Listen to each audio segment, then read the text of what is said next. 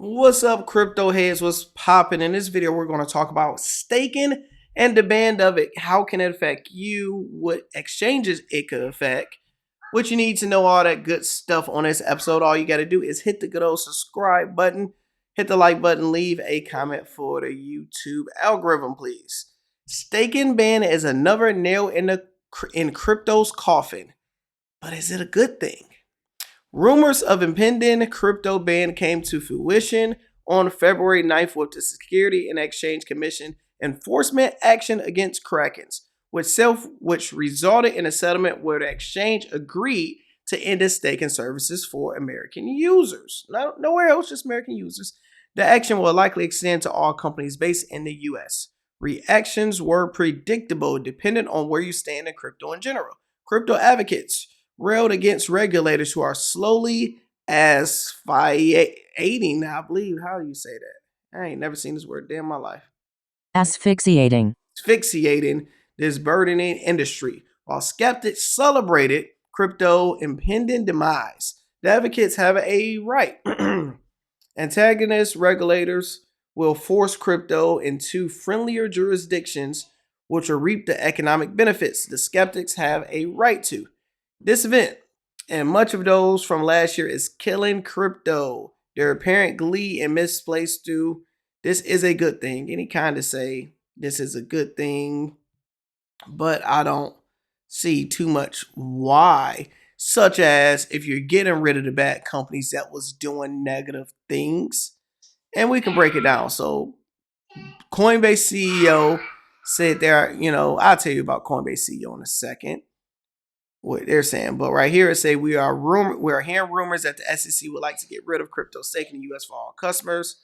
I hope that's not the case, as I believe it would be a terrible path for US if that is allowed to happen. That's what his reaction to it was. So if you look at Coinbase staking, for those that don't understand, staking is like having an APY, earning interest on your money that's sitting there. How you have money in your bank account that say, we give you 0.001 just from having it in here. Crypto give you a higher percentage, but crypto is more volatile. So you see it say earn up to 6% APY with your crypto. On Ethereum, holding Ethereum, you can get 4% of whatever money you got in there. USDC, you get way more than a bank. And that's why regulators hate it, because you can have your money USDC and earn 20 times more than you can have your money in the savings accounts. Now, these are kind of a trap. It's not a trap. It's just, you see, we'd go Ethereum, for example. That's a high percentage right there. And whatever one that get 6%, the higher the percentage, the more the risk. So look at this. If we look at Ethereum, and we look at Ethereum in the last year, Ethereum was at a year ago, was literally at, we just say $3,000. We are damn near 50% down. So you getting 4% APY on losing 50% of the money you have in there. I'm no rocket science. You got $1 million in here. And if your $1 million go to 500,000, but you was making $1 million, you was making 4% on that $1 million as it continued to went down. That's $40,000. And you made, it's not going to making 20,000. Let's say you just made $20,000 on that. If you made $20,000 but lost 500,000, it don't help you. Now, if crypto is going up and you earning that, it would be great. But if crypto was going up, the percentage will change from 4% to 3%, 3% to 2%, 2% to 1%. That's kind of how it goes. The difference between Coinbase and these other companies like Kraken and stuff is their fundamentals. Coinbase is a New York Stock Exchange company where they have to report their earnings. They can't do scam and stuff like these other companies that say, hey, just give us your money and you can get 300% APY. That means you're about to get scammed and you're about to lose a lot of your money. So in this article, say Coinbase staking services faces questions after Kraken's SEC settlement. Through Coinbase, Current revenue from staking is relatively small. There is a potential for speedy growth if the U.S. Security and Exchange Commission doesn't crack down on it altogether.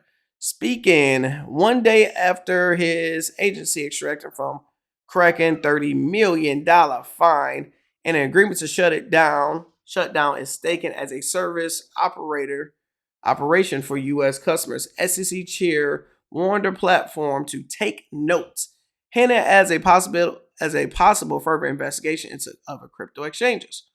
Coinbase, which offered its own stakings, could be one of them. Their shares failed 14% following the news. That's not good. So, buddy, like he said before, he say everything, our fundamentals is completely different, which he described as a yield product. Nevertheless, there's plenty of speculation the SEC could be coming for all platforms. Only a small percentage of Coinbase revenue currently comes out of its staking product. Very, very small. And Coinbase can prove it because they are open book. Let's see. Toyota noted that roughly 20 million ETH customers on Coinbase 2.1 are currently being staked. He thinks staking revenue for the exchange in 2023 could top 400 million if SEC doesn't get his way. Representative of Coinbase didn't really, but look how much you're going to lose though. That's the deal.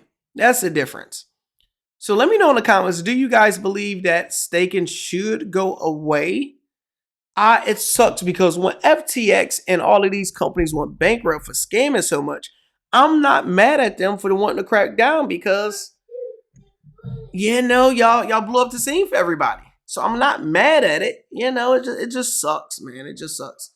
What's your thoughts in the comments? Talk to me.